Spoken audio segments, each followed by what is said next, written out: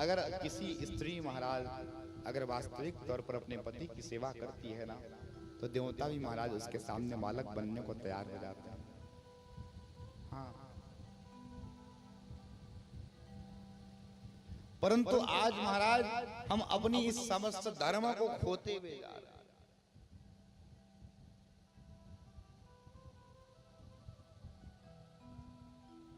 पातिव्रत धर्म में बहुत पावर है, बहुत शक्ति है। हर जगह में एक पतिव्रता धर्म की कथा कहा करता हूं, और कैसा कथा कहता हूं जानते हैं? एक पतिव्रता स्त्री थी, एक पतिव्रता स्त्री।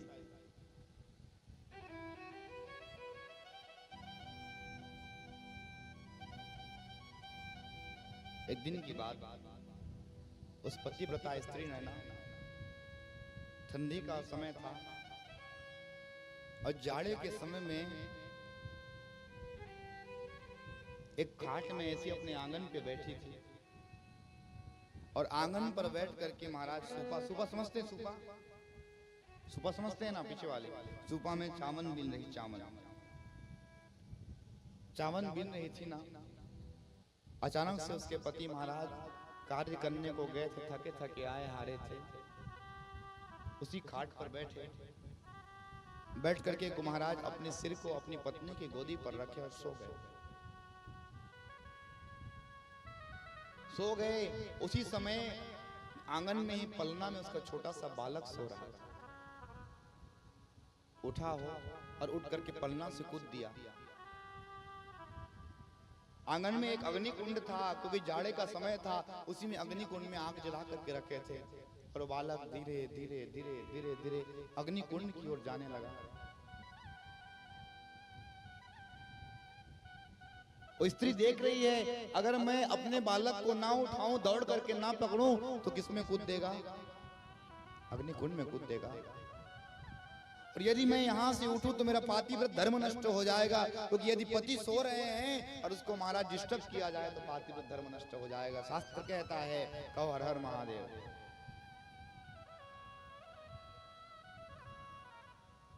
एक तरफ कुआं तो एक तरफ खाई, करे तो क्या करे।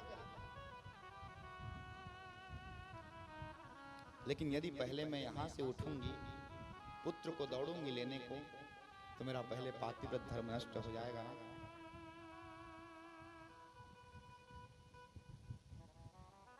उस पतिव्रता स्त्री ने ना महाराज आंख को बंद किया, और आंख को बंद करके महाराज रो रही है, मेरा छोटा सा बालक आज उस अग्निकुंड में जा करके जब भस्म हो जाएगा, मर जाएगा। बार बार अपने बालक की महाराज चेहरे को, उसके रूप गुण को याद कर करके आंसू के मारे दर दर दर दर दर दर दर दर दर दर रो रही है।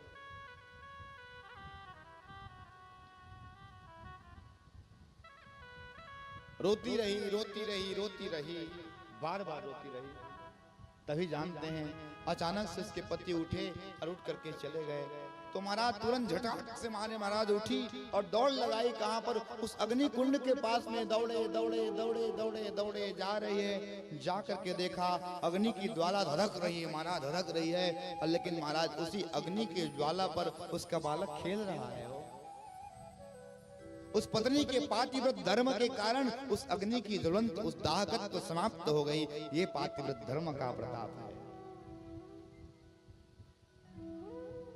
पातिव्रत धर्म में इतना ताकत है महाराज कि अच्छे से अच्छे महाराज तेज संत विद्वान जितने को झुका सकता है।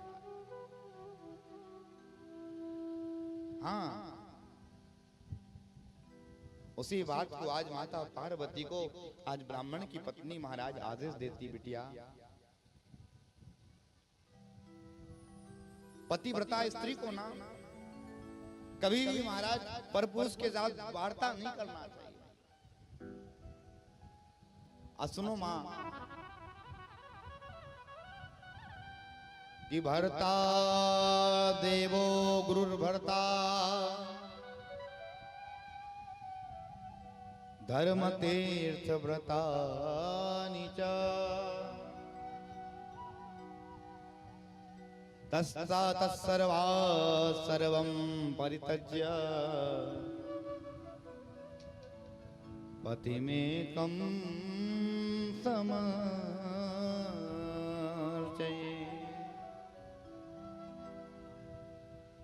ये कहा कि पतिव्रता स्त्री के पुण्य से एक नहीं 3-3 कुल तरता है। पहला पिता का वंश, पिता के जितने कुल हैं, दादा बाबा सब तर जाते हैं अगर पतिव्रता स्त्री हो जाए तो। दूसरा माँ का कुल, नानी पक्ष,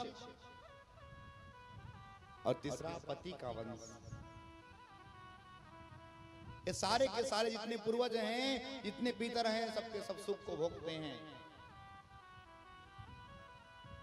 और यदि स्त्री दुराचारणी हो जाए, व्यभिचारिणी हो जाए, तो तीनों के तीनों कुल नरक में जाते हैं।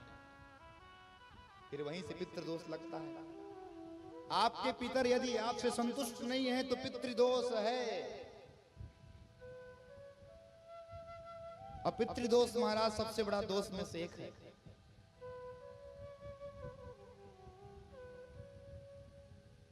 उसी बात को महाराज वो ब्राह्मण की पत्नी कहती बार बार पार्वती बेटी को, बेटी अगर महाराज स्त्री रजस्वला हो जावे ना तो घर का काम नहीं करना चाहिए।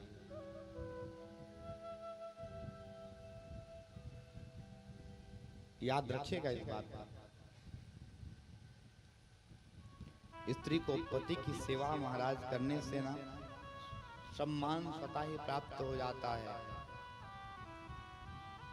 जैसे डॉक्टर की पत्नी को क्या कहते हैं, जोर से कहो।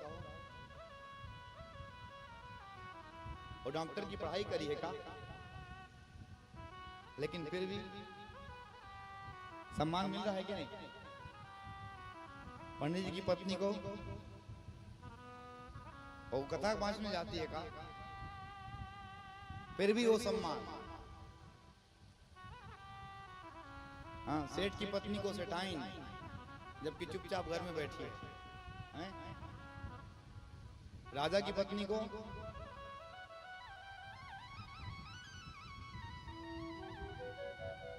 ब्राह्मणी कहती है पार्वती, भार्या गृहस्थ का मूल है और भार्या सुख का मूल है।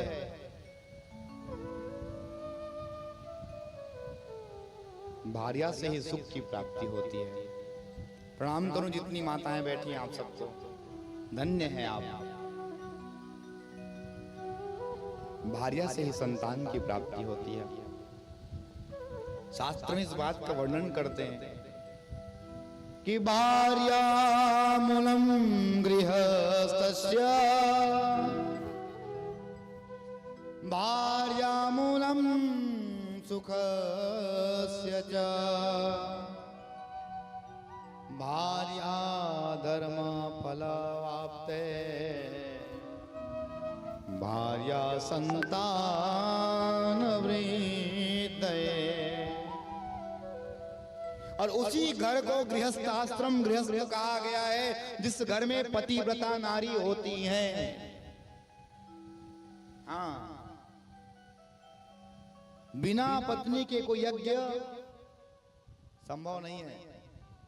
राम जी ने यज्ञ किया था, पत्नी को तो निकाल दिया था, लेकिन महाराज सोने का मूर्ति बनाना पड़ गया। बना पड़ा कि नहीं? लेकिन याद रखना, जब भी यज्ञ में बैठे तो पत्नी का स्थान दाहिना भाग होता है और बाकी समय पत्नी का स्थान बायां भाग है। बिना पत्नी के बड़ा सा बड़ा यज्ञ नहीं हो पाएगा।